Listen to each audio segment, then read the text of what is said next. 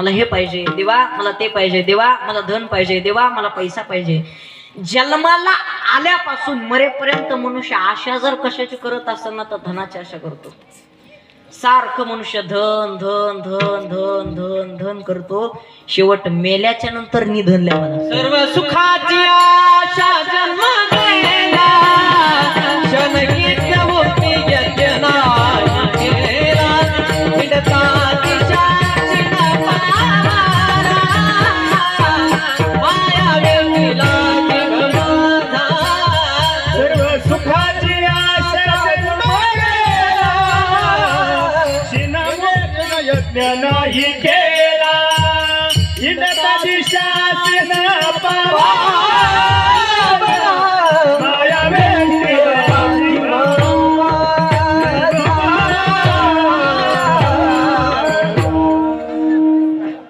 काय म्हणले महाराज?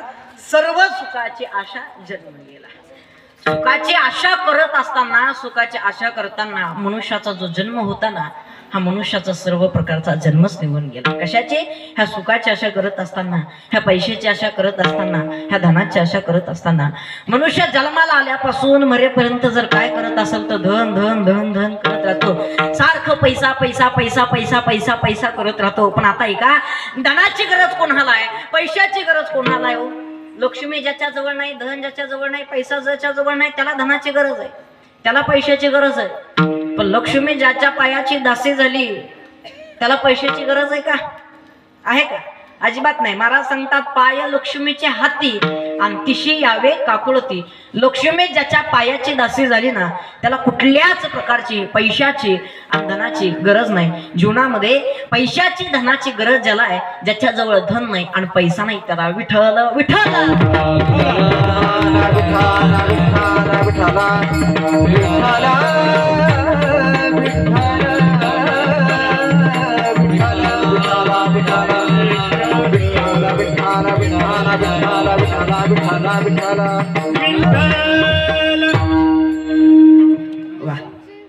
आज खरोखरच माझं भाग्य बघा, जे वेळात वेळ काढून माझ्या बालकाच्या कीर्तनासाठी जे उपस्थित आहेत, अशा असणारे आमचे आदरणीय वंदनीय परमपूज्य माझ्या गुरुसुताने असणारे, आम्हा सर्वांवरती नितांत प्रेम करणारे आणि वारकरी संप्रदायावरती अतूट निष्ठा असणारे, आपलं सर्वांचं एक गोड व्यक्तिमत्व आमचे आदरणीय वंदनीय आमचे जोगडन भाऊ. एकदा त्यांच्यासाठी सर्वांनी जोरदार टाळ्या वाजवा. ते वेळात वेळ काढून माझ्या बालकाच्या, माझ्या पामराच्या कीर्तनासाठी उपस्थित आहेत. ते माझं कीर्तन ऐकण्यासाठी आलेले नाही, कारण मी त्यांना कीर्तन सांगावं तेवढा पातळीचा मी सुद्धा नाहीये बघा. ते मला आज कीर्तनामध्ये आशीर्वाद देण्याकरता उपस्थित आहेत आमचे भाऊ. एकदा त्यांच्यासाठी सर्वांनी जोरदार टाळ्या वाजवा. आणि त्याचनंतर त्यांच्यासोबत आलेले आमचे आदरणीय वंदनीय बाळासाहेब सुतार, एकदा त्यांच्यासाठी सर्वांनी जोरदार टाळ्या वाजवा. त्यांनाही माझं वंदन आहे. वेळात वेळ काढून कार्यक्रमासाठी उपस्थित आहात, तुम्हाला सर्वांना वंदन आहे. असो, काय चाललं होतं आपलं? कीर्तन. बरं झालं कीर्तन मध्ये महाराज लक्षात येईल. ऐका, मी विचारणंच बंद केलं, तुम्ही प्रामाणिक दिसले म्हणून मी विचारलं बरं का. असंच एका गावामध्ये विचारलं होतं काय चालू होतं आपलं. तिथली बाई उठली, नुसती उठली ना, असा माईकचा दांडा हातात घेतला आणि मला म्हणे, महाराजा आम्हाला माहित असतं तर तुला कशाला आणला असतो. आता बाबा मी विचारणंच बंद केलंय. ती डायरेक्ट म्हणली, म्हणजे पैसे तू घेतून रान बटाईनं देतो का? त्याच्यामुळे मी विचारणंच बंद केले. आता ऐका, चला विषय हा चाललाय, मुद्दा हा चाललाय. सांगायचं तात्पर्य एवढंच आहे, धनाची गरज, पैशाची गरज त्यालाच आहे. ज्याच्याजवळ धन नाही, ज्याच्याजवळ पैसा नाही, ज्याच्याजवळ लक्ष्मी नाही, त्याला तुकोबाराय सांगतात, पाय लक्ष्मीच्या हाती तिशी यावे काकुळती. आम्हाला धनाची पैशाची गरजच नाही. ते धन ते पैसा आम्हाला नकोय. जीवनामध्ये थोडस जरी ज्ञान आलं, धन आलं, पैसा आला तर मनुष्याला अहंकार होतो. तसं लक्ष्मीला सुद्धा अहंकार झाला. ज्ञान भरपूर आहे पण सगळं अहंकाराचं आहे. कोडियाचे गोरे पण तैसे अहंकारी ज्ञान, महापुरे झाडे जाती ते तेला वाळे वाचती. कशामुळं? नम्र झाला भूता तेने कोंडिले अनंता. पाणी आलं की लवाळ असं वाकून चलते, म्हणून राहतं माणसाकडं नम्रता असावी. माणसानं बोलत असताना प्रेमानं बोलावं. काहींकडे ज्ञान आहे तर नम्रता नाही, काहींकडे ज्ञान आहे नम्रता आहे पण भक्ती नाही, काहींकडे भक्ती सुद्धा ज्ञान सुद्धा आहे तर नम्रता नाही, काहीकडे ज्ञान आहे भक्ती नम्रता आहे पण प्रेम नाही. या जगात असं चाललं, एकाकडे एक आहे तर ते दुसऱ्याकडे नाही. पोटे काही पोटे काही, एक आहे आणि एक नाही, हे का नाही हो? एक आहे तर ते दुसऱ्याकडे नाही. आता मला कीर्तन येतं तर गायन अजिबात जमत नाही. ज्याला गायन येतं त्याला पखवाज येत नाही, ज्याला पखवाज येतो त्याला कीर्तन येत नाही, ज्याला काहीच येत नाही त्याला लोकांची निंदा केलीशी जमतच नाही. हे गणितच आहे महाराज. निंदा केलीशी जमतच नाही. त्रास देणारे सुद्धा भरपूर जण असतात जीवनामध्ये. काही काही जण एवढं त्रास देतात, एवढे त्रास देतात, पण जीवनामध्ये त्रास देणारे सुद्धा असावे. ऐका, निंदकाचे घर असावे शेजारी. निंदकाचं जे घर आहे हे शेजारी असलंच पाहिजे. आता आमचे गणेश महाराज एवढा सुंदर पखाव जाजवतात, तेवढा गोड पखाव जाजवतात. बरं, आमचे दीपक महाराज आहेत, आमचे सुनील महाराज आहेत, आमचे सर्व महाराज मंडळी एवढं गोड गायन करतात आहे की नाही.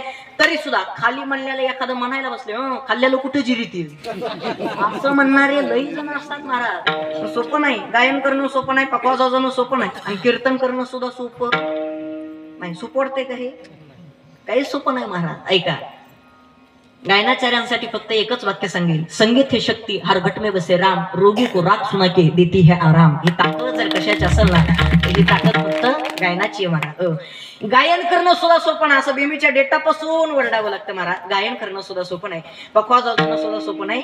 गणेश महाराज वा, एकदा गणेश महाराजांसाठी सर्वांनी जोरदार टाळ्या वाजवा.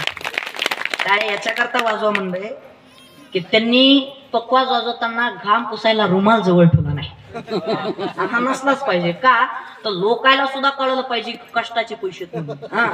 घाम पुसला की लोक लय म्हणतात पैसा पैसा पैसा पैसा, पण पैसा मागो काय कष्ट हे कुणीच बघत नाही महाराज. कष्ट बघितलं पाहिजे. ऐका, पखवाज वाजवणं सुद्धा सोपं नाही महाराज. कीर्तन करणं सुद्धा सोपं आहे. गाव सोपं आहे आजीबाई? सोपं वाटतं हे? होय सोपं आहे का? होय दादा सोपं आहे? सोपं आहे सोपं आहे? लक्षात टाळ्या वाजवा एकदा त्याचं जपली. महाराज बारकाले पोरायचे कधीच नादाला लागायचं ना. मी बारकाले पोरायला बोलणंच बंद केलंय. असंच एका कीर्तनामध्ये एखाद्याला म्हणलं होतं गबास, ते मला तुझं गबास. त्याच्यामुळे यांच्या कधीच नादाला लागत नाही महाराज. लय विचित्र असतात महाराज बारकाले पोरं. माझं नेहमी सांगणं असते, दारू पिणाऱ्या माणसाच्या, येड्या माणसाच्या आणि बारकाले पोरायच्या चुकून कधी नादाला लागायचं. एकदा मी मुंबईला कीर्तनाला गेलो. मुंबईला कीर्तनाला गेलो. मी असं खुर्चीवर बसलो. खुर्चीवर बसल्याच्या नंतर एक पोरग माझ्याकडे आलं. बरं आल्याच्या नंतर कसं करतंय, महाराज घोडा. पुन्हा नंतर म्हणते महाराज घोडा. घोडा का म्हणे ना, पण ते नुसतं घोडा नव्हतं म्हणे, ते महाराज घोडा म्हणत होतो. तेवढ्यात त्याची मम्मी आल्याच्या नंतर मला म्हणे कसा वाटला आमच्या पिंट्या? मी म्हणलं फार चांगला आहे. परत म्हणे आमच्या पिंट्यानं कुठल्या प्रकारचा त्रास? म्हणलं अजिबात नाही. तेवढे ते मम्मीच्या मागून आलं. पुन्हा नंतर म्हणते महाराज घोडा. त्याच्या मम्मीनं हातातल्या बांगड्या जरा अशा मागो केल्या वा काय घरातले संस्कार आहेत म्हणलं. महाराज घोडा म्हणलं की महिना लगे कानामागच लावली. पण ती काय म्हणली माहिती का, अरे येडपाटा एवढं वय झालंय तरी सुद्धा अजून तुला गाढवातला आणि घोड्यातला फरक कळत महाराज. ते तरी नुसतं घोडा म्हणलं होतं, या बाईनं मग खानदानच बदलून टाकलं. काय चांगले मुलांना चांगले संस्कार लावायचं हे काम जर कोणाचं असेल ना, तर हे फक्त छोट्याल्या तुमचं आई वडिलांचं काम आहे, ह्या छोट्याल्या मुलांना चांगले संस्कार. ऐका, आणि हे चांगले विचार, हे चांगले संस्कार हे कुठं जर लागत असतील ना, तर हे फक्त ह्या धर्ममंडपामध्ये लागतात. भगवंताचं नामचिंतन करायचं ना, तर याला कुठल्या प्रकारचं बंधन नाही मारत. हो, सिस्टीम लावणं सुद्धा सोपी नाही बरं का. एकदा त्यांच्यासाठी टाळे वाजवा, म्हणूनच शिट्टी वाजली ते सुद्धा सोपं नाही. ऐका, चला विषय हा चाललेला आहे, मुद्दा हा चाललेला आहे. सांगायचं तात्पर्य एवढंच महाराज, कुठलीच गोष्ट सोपी नाही जीवनामध्ये. आता परमार्थ करायचं, भगवंताचं नामचिंतन करायचं, याला कुठल्या प्रकारचं बंधन नाही दादा. वय झाल्याच्या नंतर यावं, लहानपणात यावं किंवा तरुणपणात यावं, पण यावं आणि परमार्थ करायचा. ऐका नाही, आता या वयात मी कीर्तन करतो ना, तर मला सुद्धा लोक म्हणतात महाराज या वयात. मी दिसायला बारीक आहे ना, मी दिसायला बारीक असल्यामुळे मला महाराज सुद्धा कोणी म्हणत नाही भाऊ. हो खरं सांगायचं, मी महाराज म्हणून तरी वाटतो का भाऊ? वाटतो का? बोला बोला. नाही मग पोत्रायचे का काय म्हणतात? नाही म्हणता ना, मी महाराज म्हणून सुद्धा वाटत नाही. महाराज म्हणलं की आमच्या गणेश महाराज पाहिजे. आपल्याकडे बघितलं, आपल्याकडे दाढी नाही, थोडी भगवंताच्या कृपा आशीर्वादानं गाडी आहे फक्त, नाही तर बॉडी नाही आहे का नाही? बरोबर का नाही बाबा? दाढी गाडी बॉडी असली पाहिजे. आमच्या निवृत्ती महाराजांना आम्ही दोघं सारखेच आहेत महाराज. दाढी गाडी बॉडी असली पाहिजे, त्याच्याशिवाय वजनच पडत नाही. अहो काय काय काय माणसं वजनदार असतात, एवढे वजनदार माणसं असतात काय काय जण. ओ दीपक महाराज लबाड बोलणार नाही, आमच्या गावात 1.5 क्विंटलची बाई, 1.5 क्विंटल लोकलची बाई आमच्या गावात आणि तिच्या घरात चोर घुसले. काय मराय चोरांना जावं का तिच्या घरात हा? तिच्या घरात चोर घुसल्याच्या नंतर त्या बहिणी एक चोर ह्या हातात धरला, एक चोर ह्या हातात धरला, खाली पडले अंगावर अंगावर बसले. पोराला म्हणे पप्या जाय जाय पोलिसाला बोलून आण. पप्या बाहेर गेला, त्या चप्पल दिसणार ते परत मध्ये आला. मम्मीला म्हणते मम्मी चप्पल सापडा. चोर म्हणला माझी घालू जाय पण पोलिसाला बोलून. वजनदार माणसं असतात काही, बरोबर का नाही? त्याच्याशिवाय आपलं वजनच पडत नाही. महाराज म्हणलं की दाढी गाडी बॉडी असली पाहिजे. चला विषयावर या. परत आपला विषय हा चाललेला आहे, मुद्दा हा चाललेला आहे. धनाची गरज त्यालाच आहे ज्याच्याजवळ धन नाही, पैसा नाही. मनुष्याच्या जीवनामध्ये ज्ञान येऊ द्या, धन येऊ द्या, पैसा येऊ द्या, मनुष्याला अहंकार होतो. तसा लक्ष्मीला सुद्धा अहंकार झाला बघा. लक्ष्मीला असा अहंकार झाला. भगवंताचा लक्ष्मीचा ज्यावेळेस संवाद सुरू होता त्या संवादामध्ये लक्ष्मी म्हणले देवा या जगामध्ये सगळ्यात श्रेष्ठ जर कोण आहे तर मी आहे. या जगामध्ये सगळ्यात जास्त जर कोण मला मानत असेल तर मी आहे. या जगामध्ये सगळे जग स्वीकार कोणाचं करत असेल तर माझा. भगवंतांना हात जोडले. भगवंत म्हणले लक्ष्मी तोंडानं म्हणून काहीच उपयोग नाही, हे मला सिद्ध करून दाखवावं लागेल. ठीक आहे, वेळ आल्याच्या नंतर मी नक्कीच सिद्ध करून दाखवलं. म्हणजे आणि गावामधून प्रेत यात्रा जाऊ लागली. प्रेत यात्रा. आणि गावामधून प्रेत यात्रा जात असताना लक्ष्मीनं त्या प्रेत यात्रेमध्ये पैशाचा पाऊस पाडायला सुरुवात केली. ज्या वेळेस त्या लक्ष्मीनं प्रेत यात्रेमध्ये पैशाचा पाऊस पाडायला सुरुवात केली त्या प्रेत यात्रेमधल्या लोकांना प्रेत खाली ठुलून सगळेजण पैसे गोळा करू लागले. आता प्रेत यात्रेचं जाऊ द्या, उदाहरणार्थ जर आपल्या कीर्तनातच पैशाचा पाऊस जर पडलाच तर तुम्ही कीर्तन आहे का राहतान का? राहता तुम्ही राहतान का नाही हे तुमचा पुढचा प्रश्न. मी करीनच का नाही हे लय मोठा प्रश्न आहे. तर सगळेजण धनाच्या मागं पैशाच्या मागं पडतात. लक्ष्मी देवाकडे जाते आणि देवाला हात जोडते. देवा बघा मी अगोदर सांगितलं होतं या जगामध्ये सगळ्यात श्रेष्ठ जर कोण असेल तर मी आहे.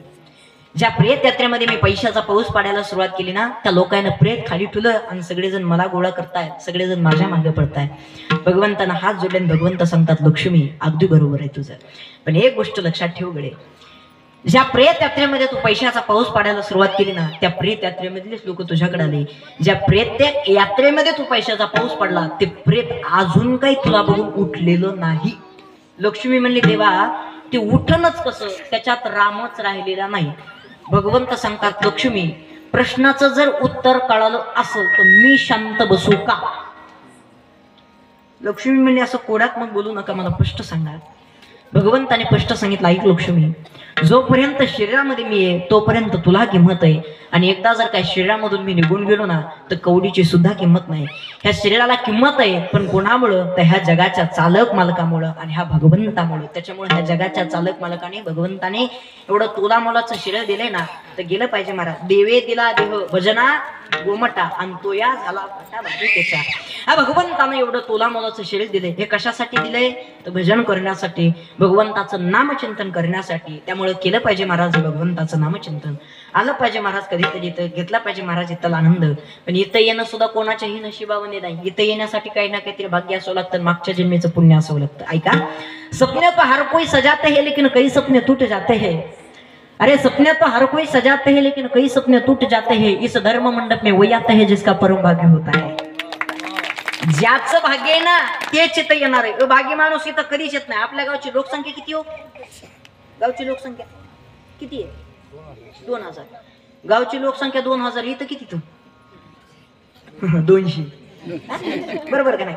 गावची लोकसंख्या 2000 आहे, इथं फक्त 200. बाकीचे काय दवाखान्यात ऍडमिट केले का काय संभाजीनगरला? हा ते म्हणले इथं आले नाही, कारण इथं येण्यासाठी सुद्धा काय लागतं तर भाग्य असावं लागतं आणि मागच्या जन्मीचं पुण्य असावं लागतं. महाराज हे कोणाच्याही नशिबामध्ये नाही. जन्मोजन्मी आम्ही बहु पुण्य केले, जन्मोजन्मी आम्ही बहु पुण्य केले, जन्मोजन्मी आम्ही बहु पुण्य केले, जन्मोजन्मी आम्ही बहु पुण्य केले, जन्मोजन्मी आम्ही बहु पुण्य केले, जन्मोजन्मी आम्ही बहु पुण्य केले, जन्मोजन्मी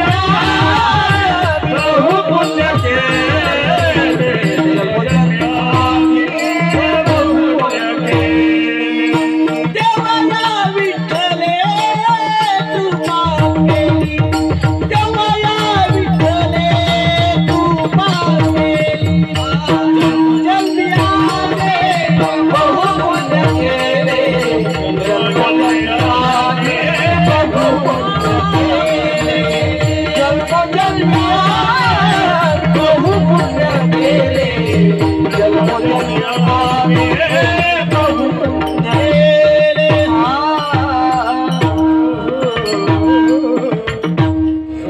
काय म्हणले महाराज? जन्मोजन्मी आम्ही बहु पुण्य केले आणि तेव्हा या विठ्ठले कृपा केली. या जगाच्या चालक मालकाने भगवंताने तुमच्यावरती आमच्यावरती कृपा केली. कशामुळं? जन्मोजन्मी आम्ही पुण्य केले त्याच्यामुळं भगवंताने कृपा केली आणि त्याच्यामुळेच एवढं तोला मोलाचं ह्या जगाच्या चालक मालकाने भगवंताने हे शेळे दिले. त्यामुळे महाराज सांगतात, आपुला तो एक देव करून घ्यावा तिन्ही विना जीवा सुख नव्हे. जगाचा चालक मालक भगवंत जर आपलासा करून जर नाही ना घेतला तर जीवनामध्ये सुख भेटणार नाही. कारण या संसारामध्ये प्रपंचामध्ये जेवढे आहेत यांच्या सगळ्यांच्या मागे जर काय असेल तर नुसतं दुःखच दुःख आहे. महाराज अभंगाच्या द्वितीय चरणात सांगतात, हाय रती माई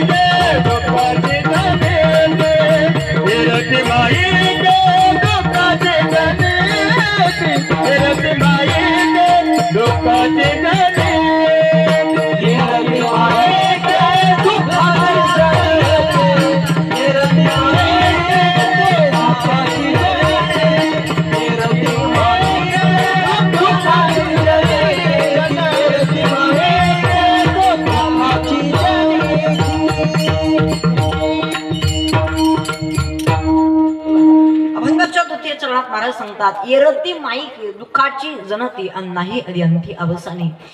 जीवनामध्ये सारखं जर काय असेल तर मनुष्याच्या जीवनामध्ये सारखं दुःखच दुःख आहे, दुःखच आहे.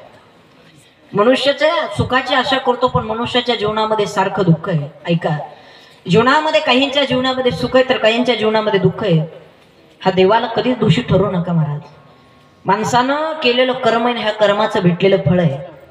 एखाद्या वेळेस हा जगाचा चालक मालक भगवंत तुम्हाला आम्हाला माफ करेल पण मनुष्यानं केलेलं कर्म हे मनुष्याचं कर्म कधीच मनुष्याला माफ करणार नाही. त्यामुळे कर्म करत असताना मनुष्यानं चांगलं कर्म करावं. केले कर्म झाले तीची भोग आली आणि उपजले मेले ऐसे किती. माणसानं कर्म करत असताना मनुष्यानं चांगलं कर्म करावं. चांगल्या कर्माचं चांगलंच फळ आहे आणि वाईट कर्माचं वाईटच फळ आहे. ऐका, कर्म कर्म प्रारब्ध. प्रारब्ध म्हणजे काय? कर्मापासूनच जे बनलेलं आहे त्यालाच म्हणायचं प्रारब्ध. प्रारब्ध मनुष्याचं ज्यावेळेस बलवत्तर होतं त्यावेळेस कधी होतो? ज्यावेळेस मनुष्याचं कर्म चांगलं असेल. मनुष्यानं त्यावेळेस कर्म मात्र करत असताना चांगलं करावं. काहींच्या कर्मामध्ये जीवनामध्ये काहींच्या दुःखच आहे आणि काहींच्या जीवनामध्ये सुखच आहे. का तर मनुष्यानं मागच्या जन्मी केलेलं हे कर्म वाईट आहे. त्यामुळे मनुष्यानं कधीही कर्म करत असताना चांगलं करावं. एखाद्या वेळेस हा जगाचा चालक मालक भगवंत आपल्याला माफ करल पण मनुष्यानं केलेलं हे कर्म मनुष्याचं कर्म देवा भगवंताला हे कधीच तुम्हाला आम्हाला माफ करणार नाही. म्हणजे ऐका, भगवंत माफ करतो पण मनुष्याचं कर्म कधीच माफ करत नाही.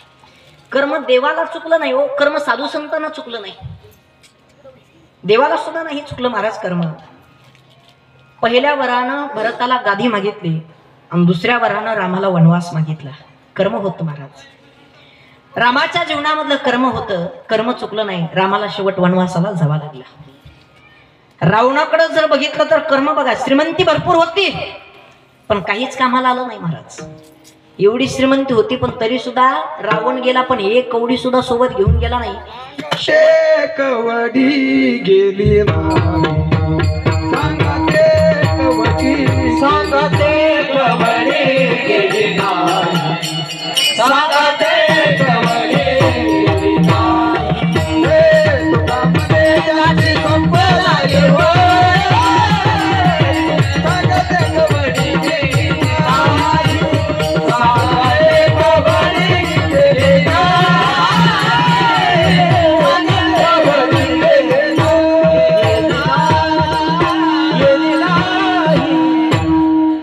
काय म्हणले महाराज, तुका म्हणे ज्याची संपदा एवढी आणि सांगा ती कवडी गेली नाही. एवढी श्रीमंती असताना, एवढी संपत्ती असताना एक कवडी सुद्धा सोबत गेली नाही दादा. अरे तुमच्या आमच्या सोबत काय जाणार आहे? रावणा इतकी ते श्रीमंती नाही महाराज, रावणा इतकी श्रीमंती नाही महाराज. आपल्या घरात सोनं असतंय, रावणाचं घर सोन्याचं होतं.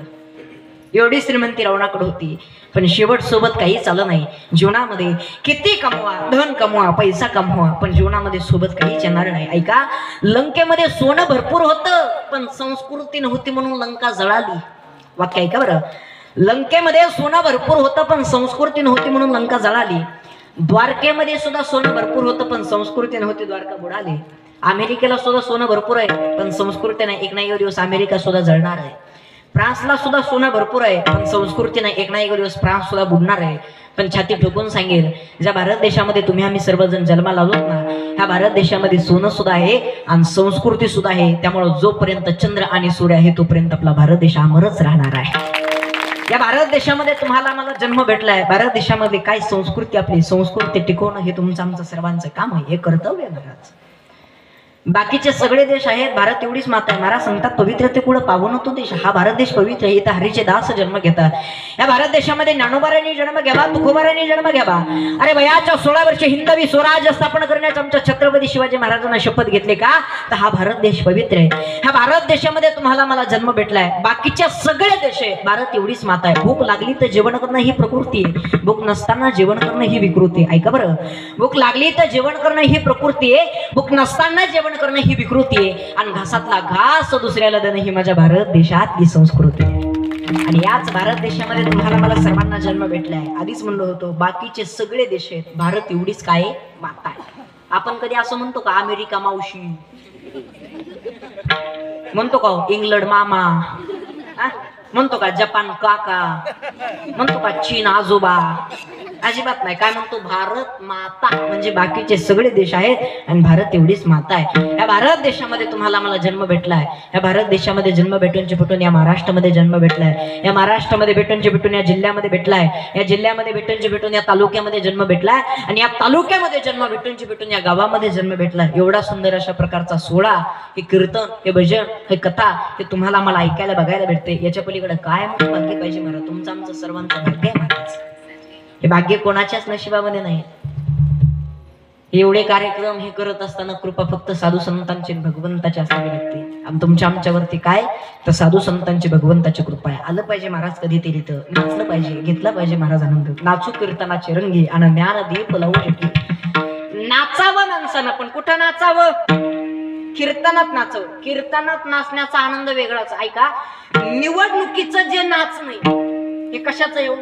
तिरस्काराचं. बरोबर का नाही? निवडणुकीचं जे नाचणं हे तिरस्काराचं.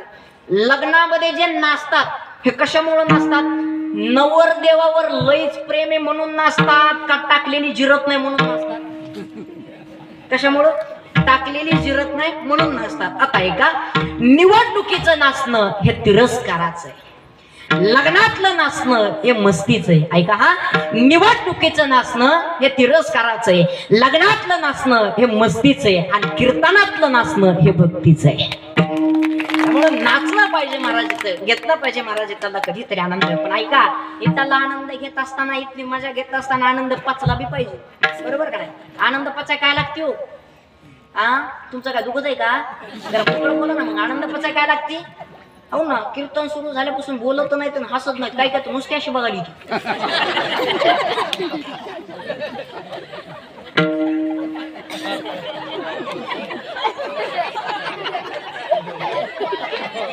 तुम्हाला वाटलं गेलं गेलं का काय काय माहिती? हसलं पाहिजे जरा, माणसानं फ्रेश राहिलं पाहिजे. हा, जे खडकून हसतं ते मोकळ्या मनाचं असतं. बरोबर का?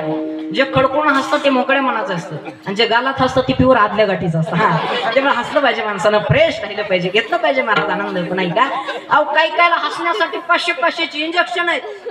फक्त हस, बरं इंजेक्शन दिलं तर हसव ना, ते हसत नाही, ते नुसतं गणवतोय.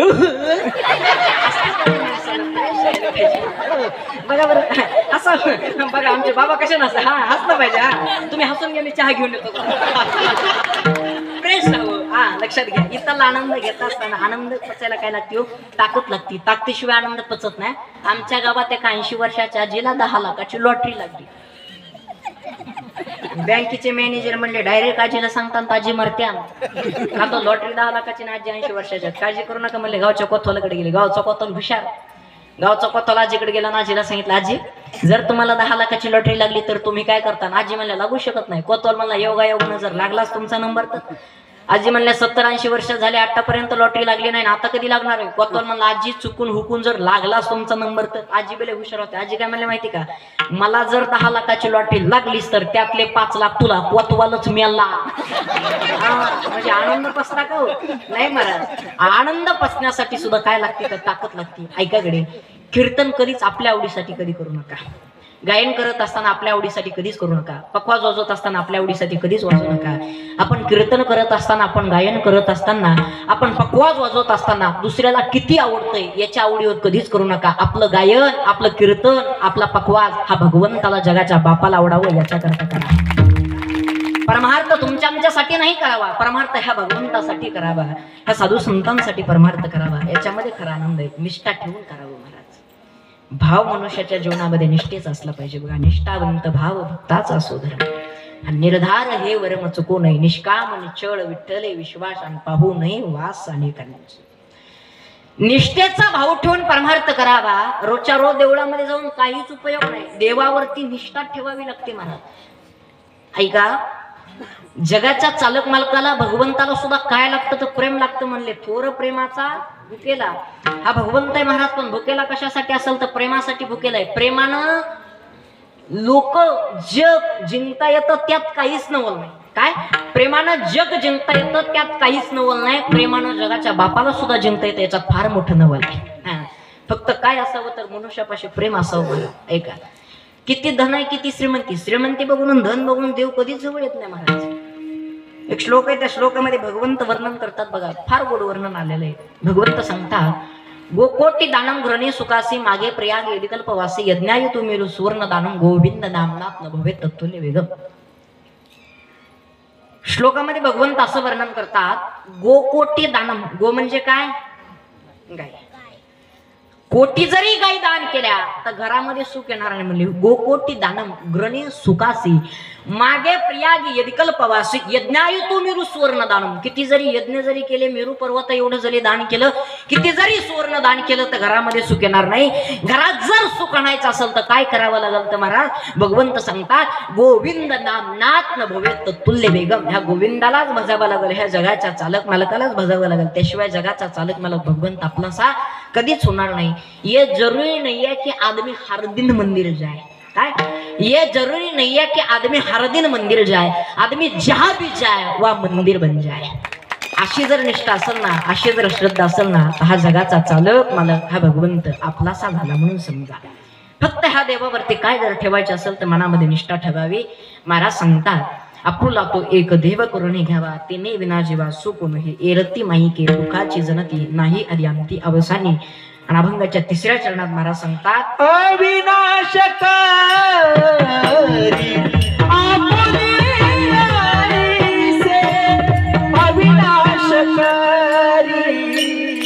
आपुलिया ऐसे अविनाशकारी आपुलिया ऐसे अविनाशकारी आपुलिया ऐसे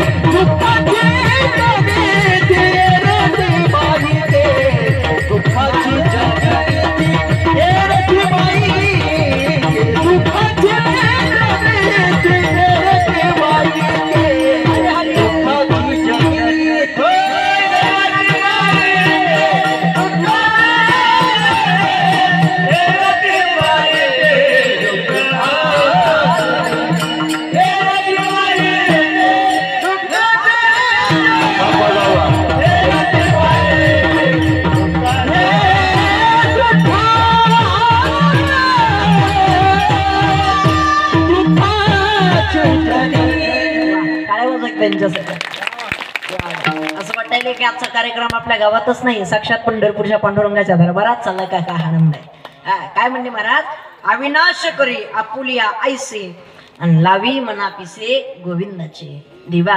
ह्या जगाच्या चालक मालकानं भगवंतानं पिसं जर कोणचं लावलं असेल तर गोविंदाचंच लावलंय. अविनाश करी आपुलिया ऐसे आणि लावी मना पिसे गोविंदाचे. जीवनामध्ये जीवन जगत असताना कसं जगावं, मनुष्य किती दिवस जगला याला काहीच नवल नाही, मनुष्य कसा जगला याला फार मोठं नवल आहे. त्यामुळे मनुष्यानं जगत असताना चांगलं जगावं, आनंदानं जगावं. गेल्याच्या नंतर सुद्धा चार माणसाने आधारण नाव घेतलं पाहिजे असं जगावं. मनुष्यानं मागं काही ना काहीतरी कीर्ती उत्तम ठेवावी अभंगाच्या. तुका म्हणे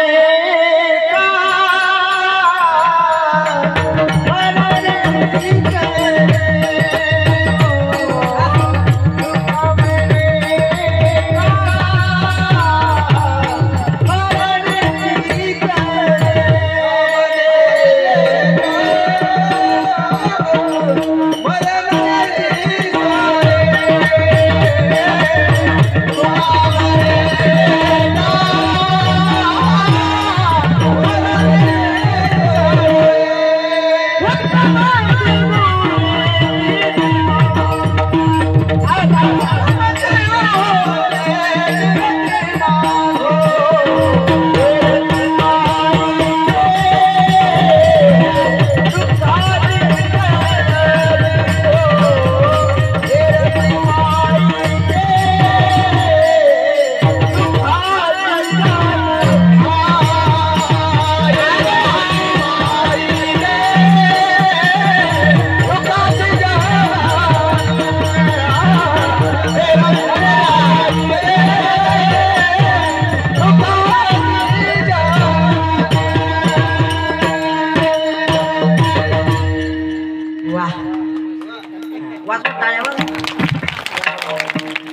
आनंद आहे. अभंगाच्या शेवटच्या चरणात महाराज सांगतात, तुका म्हणे एका मरणची सरे आणि उत्तमची वरे कीर्ती मागे. जीवनामध्ये जीवन जगत असताना असं जगावं की गेल्याच्या नंतर सुद्धा चार माणसाने आदरानं नाव घेतलं पाहिजे. मरण आधी सावध व्हावे, कीर्ती करोनी भरावी. गेले दिगंबरे ईश्वर विभूती आणि राहिल्या त्या कीर्ती जगामध्ये. तुका म्हणे पावटणी आणि करू स्वर्गाची निशाणी. गेल्याच्या नंतर सुद्धा या स्वर्गाची निशाणी करून जावं. तुका म्हणे एका मरणची सरे उत्तमची उरे कीर्ती मागे. जीवन जगत असताना असं जगावं. मनुष्याच्या जीवनामध्ये कसं जगलं पाहिजे, कसं वागलं पाहिजे. संगत करत असताना कोणाची करावी? साधू संतांची संगत करावी. योग्य साधू संतांची संगत आहे जीवनामध्ये. ह्या जगाचा चालक मालकाकडं भगवंताकडं कधीतरी जावं. हा जगाचा चालक मालक भगवंत आपलासा करून घ्यावा. झालंय माझं कीर्तन, जास्त वेळ काय मी घेणार नाही. अतिशय सुंदर अशा प्रकारचं गोड अशा प्रकारचं हे कार्यक्रमाचं नियोजन आहे. अतिशय दृष्ट लागावं एवढं. घेऊ का 10 मिनिटं? घेऊ ना, वरचे वर्ष वाढून देतात. केला इशारा जाता जाता, काही काळजी करू नका. ऐका, जीवनामध्ये जीवन जगत असं असून आता ते 10 मिनिटं घेता म्हणजे घेतो. घेऊ ना? तुम्ही बोर नाही झाले? हा, तुम्ही बोर जर नसतील तर मी काकड्यापर्यंत घ्यायला तयार आहे. मग काय नाही तसा. घेऊ ना? हा, आता ऐका. नाही, काकड्यापर्यंत नाही घेत, फक्त 10 ते 20 मिनिट, 10 ते 15 मिनिटं घेतो. ऐका, ह्या जगाच्या चालक मालकाकडे भगवंताकडे, ह्या भगवंताकडे कधीतरी जावं. या संसारामध्ये प्रपंचामध्ये राहू नका. या संसारामध्ये प्रपंचामध्ये काही उपयोग नाही. तर म्हणतात महाराज तुमचं लग्नच झालं नाही, संसाराच्या लय चपात्या करायला हो. ते बघा, मी प्रामाणिक माणूस आहे, त्याच्यामुळे प्रमाणाशिवाय कधीच बोलणार नाही. बरं का दीपक महाराज? फलकट होतो संसार येते सार भगवंत. दुःख बांधवडी आहे हा संसार आणि सुखाचा विचार नाही कुठे. या संसारात, या प्रपंचामध्ये सुखाचा विचार कुठे नाही.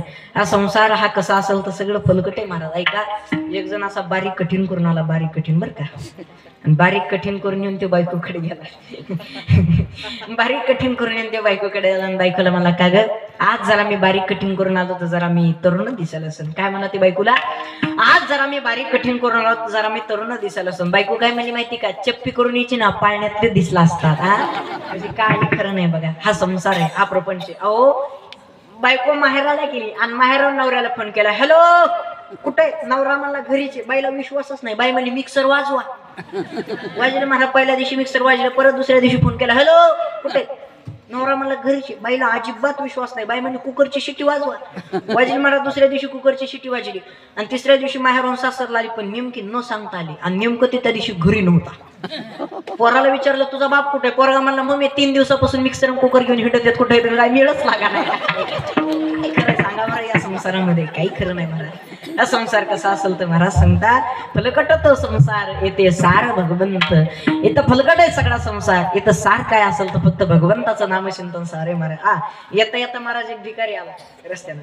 एक भिकारी आला आणि भिकारी आल्याच्या नंतर आमचे मामा ज्या साईडनं बसलेले आहेत ना, त्या साईडची त्यानं खिडकी वाजवली, काच. आणि ते 5 रुपये मागू लागला, पैसे मागू लागला बरं का. आणि पैसे मागत असताना मामाने खिशातून 5 रुपये काढले, त्या भिकाऱ्याला देऊन टाकले. ते भिकारी परत गेला आणि पुन्हा नंतर आला आणि परत पैसे मागू लागला. मामा म्हणले एकदा 5 दिलेत ना, परत नंतर तुला काय करायचे? ते काय मला माहिती का? आधीचे 5 माझ्यासाठी, परत देणार आहेत ते माझ्या मैत्रिणीसाठी. मामा म्हणले कमाल आहे, भिकाऱ्याला सुद्धा मैत्रीण असतात. ती भिकारी म्हणला तिच्यामुळेच भिकायला लागलोय. आता सांगा काय करावं? काही खरं नाही महाराज. हा संसार, हा प्रपंच कसा आहे? फलकट संसार येते सार भगवंत. एक पोरगी माझ्याकडे आली, मला म्हणली महाराज मला लग्न करायचंय, नवरा कसा करावा? मी म्हणलं बाई तुला कसा करायचा आहे गणेश महाराज? ती काय म्हणली माहिती का? मला असा कोटीनं कमवणारा करायचा आहे, कोटीनं. मी म्हणलं जर तुला कोटीनं कमवणारा नाही मिळाला तर तू काय करशील? ती काय म्हणली माहिती का? 50-50 लाखाचे 2 करीन, पण कोटीचीच बरोबरी करीन.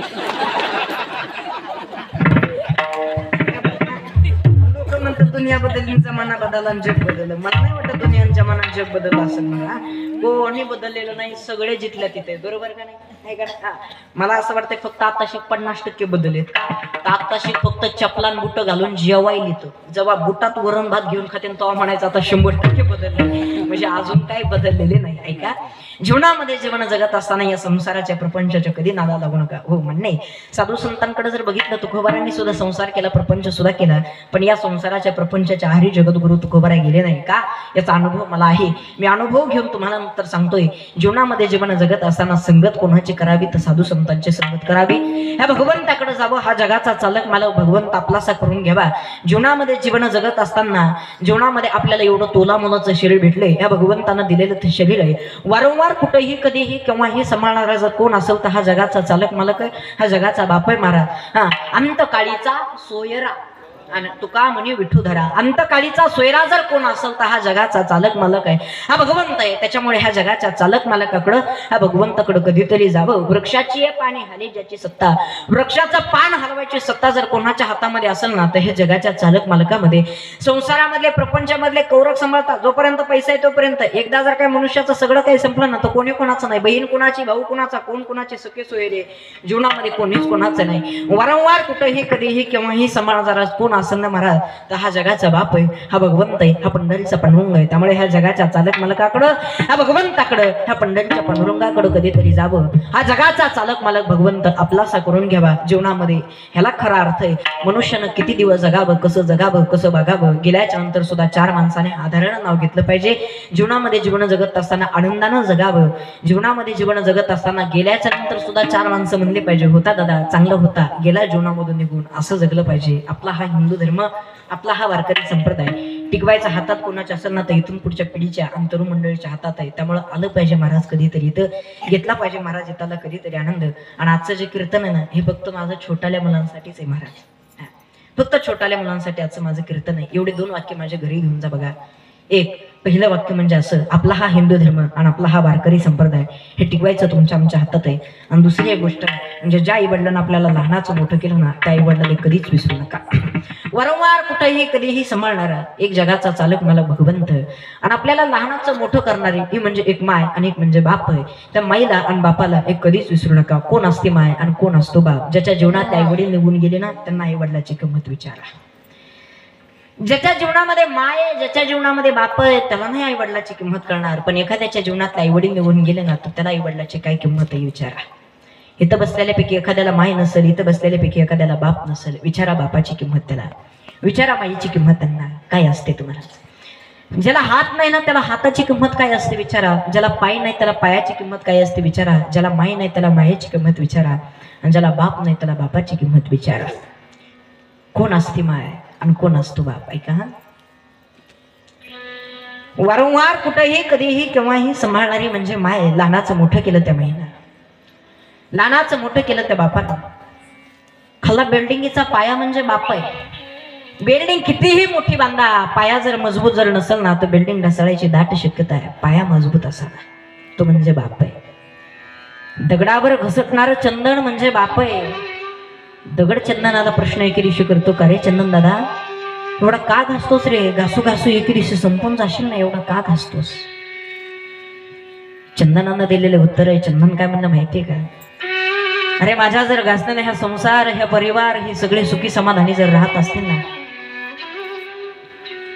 चंदन म्हणता, अरे माझ्या जर घासण्याने ह्या वारकऱ्यांच्या कपाळाला जर सुगंध मिळत असेल ना, ह्या श्रोत्यांच्या जर कपाळाला सुगंध मिळत असेल ना तर मी मात्र घासायला तयार आहे.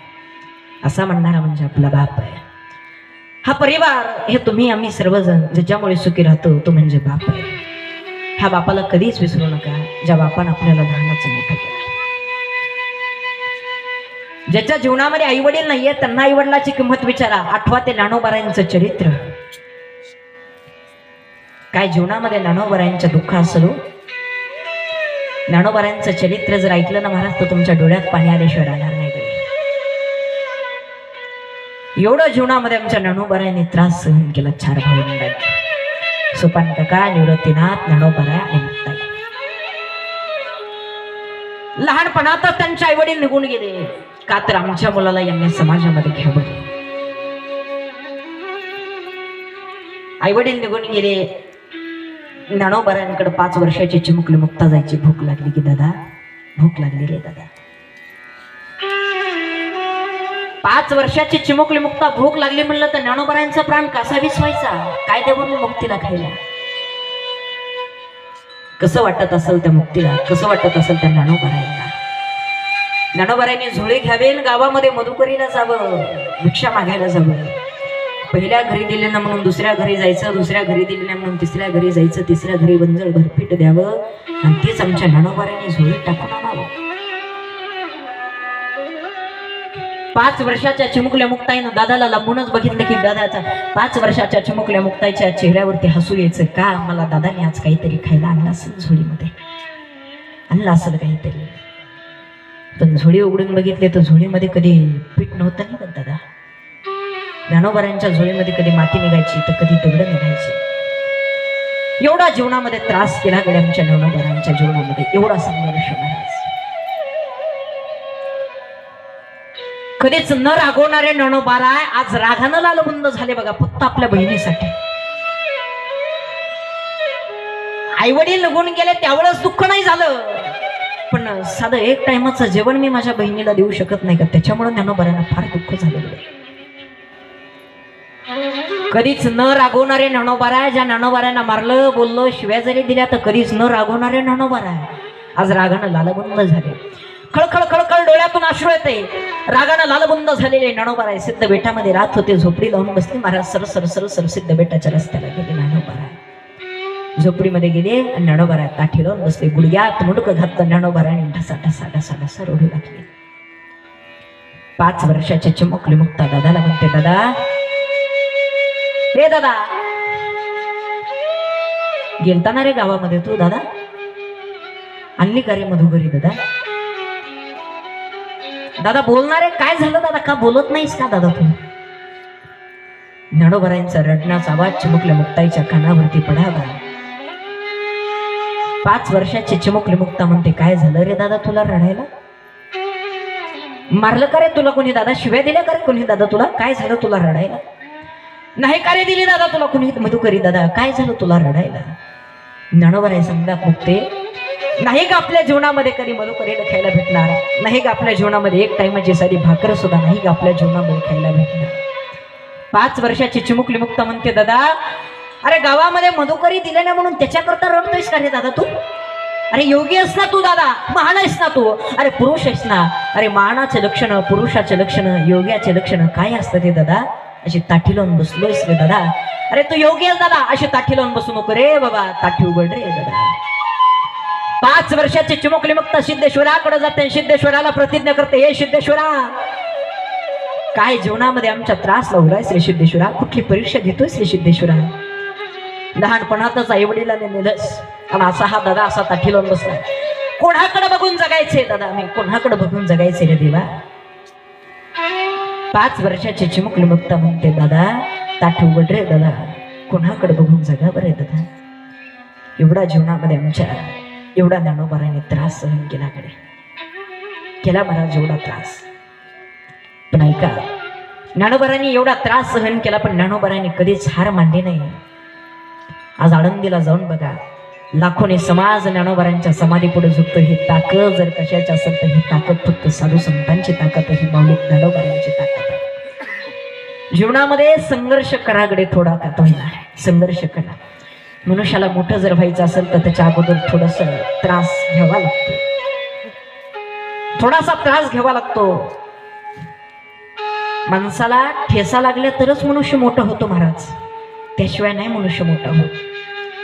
जीवनामध्ये मनुष्याला जर मोठं व्हायचं असेल ना तर त्याच्याकरता अगोदर ह्या समाजाचा त्रास सहन करावा लागतो. मी जीवनामध्ये मोठा झालो म्हणजे असा सहजच मोठा नाही झालो महाराज, मी सहजच झालो महाराज. मी कोणामुळे नाही, मी सहज झालो. पण ह्याच्या मागे माझ्या मामाचा फार हात आहे बघा. जीवनामध्ये मला काही त्रास झालेला नाही, मला कधी त्रासही होत नाही. सगळा त्रास जर कोणाला होत असेल तर सगळा त्रास माझ्या मामाला आहे. माझ्यामुळं संघर्षामध्ये जर कोण असतील तर माझे मामा माझ्यामुळं संघर्षात आहेत. मनुष्याला मोठं जर व्हायचं असेल तर कोणाचा तरी हात पाठीशी असावा लागतो. मनुष्याला मोठं व्हायचं असेल तर जीवनामध्ये संघर्ष, त्रास थोडा का होईना सहन करावा लागतो. तो मामांनी केलाय आमच्या, त्यामुळे जीवनामध्ये आम्ही कुठेतरी मोठं आहे. साधू संतांची कृपा असावी लागते महाराज, भगवंताची कृपा असावी लागते, त्याच्याशिवाय नाही मनुष्य कधी मोठा होत. मामांचा जर कधीतरी इतिहास जर बघितला ना तर माझ्या सुद्धा डोळ्यात कधी कधी पाणी येतं. लहान होते माझे एवढे मामा, आळंदीला शिकायला गेले, काहीच नव्हतं महाराज, घाटावरती राहिलेली. कधी जेवण भेटायचं, कधी नव्हतं भेटायचं. 15-15 दिवसाच्या त्या भाकरी पाण्यामध्ये, इंद्रायणीच्या पाण्यामध्ये बुडवून खाल्लं, त्याच्यामध्ये चटणी टाकून मामाने खाल्लं. एवढा जीवनामध्ये त्रास, एवढा आमच्या ज्ञानोबारांच्या जीवनामध्ये सुद्धा तसाच त्रास झाला महाराज. जीवनामध्ये ज्याच्या मनुष्याचा त्रास होतो ना तोच मनुष्य जीवनामध्ये मोठा होतो महाराज. सहज कोणी नाही मोठं होत. आमच्या ज्ञानोबारांच्या जीवनामध्ये सुद्धा एवढा त्रास झाला, म्हणूनच आमच्या ज्ञानोबारांच्या समोर अख्खं जग आज ज्ञानोबारांच्या समाधी पुढे झुकते महाराज. सहज थोडासा तरी संघर्ष सहन करागडे. हो दे आपल्याला त्रास. चांगल्या माणसाला विरोधक असतात आणि चांगल्या रस्त्याला गतिरोधक असतात. होतो महाराज, प्रत्येकाला त्रास होतो. तसा तुम्हाला आम्हाला सुद्धा त्रास होणार आहे. जीवनामध्ये मनुष्याला मोठं व्हायचं असेल ना तर थोडा का होईना त्रास सहन करावा लागणार आहे. झालं गडे माझं एवढं वाक्य माझं घरी घेऊन जा. तुमच्या गावात माझं कीर्तन झालं म्हणून सफर होईल. आईवडिलांची सेवा करा. जाईनं ज्या बापानं आपल्याला लहानाचं मोठं केलं त्या आईला आणि बापाला कधीच विसरू नका. प्रत्येक जण म्हणतो माझ्याकडे मोठ्या गाड्यात म्हणजे मी जगात श्रीमंत आहे. एखाद्याकडे मोठ्याल्या गाड्यात म्हणजे जगामध्ये तो श्रीमंत नाही. एखाद्याचे फार मोठे बंगलेत म्हणजे तो जगामध्ये श्रीमंत नाही. एखाद्याच्या गळ्यामध्ये सोन्याचे लॉकेट आहेत तो जगामध्ये श्रीमंत नाही. अरे श्रीमंत मनुष्याला कोणाला म्हणावं? अरे त्याच्या गाड्यावरती त्याची श्रीमंती नाही काढता येणार. त्याच्या बंगल्यावरती त्याची श्रीमंती नाही काढता येणार. त्याच्या सोन्याच्या लॉकेटवरती त्याची श्रीमंती नाही करता येणार. मनुष्य जीवनामध्ये हाच मोठा आहे ज्याच्या घरामध्ये माय आणि बाप आहे आणि त्या माईच्या आणि बापाच्या चेहऱ्यावरती कायम हसू आहे. हा जगात सगळ्यात श्रीमंत मनुष्य आहे. आई वडिलांची सेवा करा. जाईनं ज्या बापानं लहानाचं मोठं केलंय कुठंच जाऊ नका. घरी बसल्या बसल्या आई वडिलांची जर सेवा केली ना तर सगळ्यात तीर्थक्षेत्राचं पुण्य कुठं लागेल ना आई वडिलांच्या सेवेमध्ये लागेल. आई वडिलांची सेवा करा. एवढं वाक्य माझं घरी घेऊन जा. तुमच्या गावामध्ये माझं कीर्तन झालंय म्हणून सफल होईल. आजचं जे माझं कीर्तन आहे हे फक्त तरुण मुलांसाठी हे छोट्याल्या मुलांसाठी आहे. आपला हा हिंदू धर्म, आपला हा वारकरी संप्रदाय टिकवायचं जर हातात कोणाच्या असेल तर इथून पुढच्या पिढीच्या आणि तरुण मंडळीच्या हातात आहे. त्यामुळे आलं पाहिजे महाराज कधीतरी, तर घेतलं पाहिजे महाराज इथला कधीतरी. फक्त हे छोट्याल्या मुलांसाठी माझं कीर्तन आहे. आणि माझ्या मित्रांच्या जीवनामध्ये काहीतरी बदल व्हावा याच्याकरता मी माझ्या नावावरती अतिशय सुंदर अशा प्रकारचा, गोड अशा प्रकारचा एक संदेश तयार.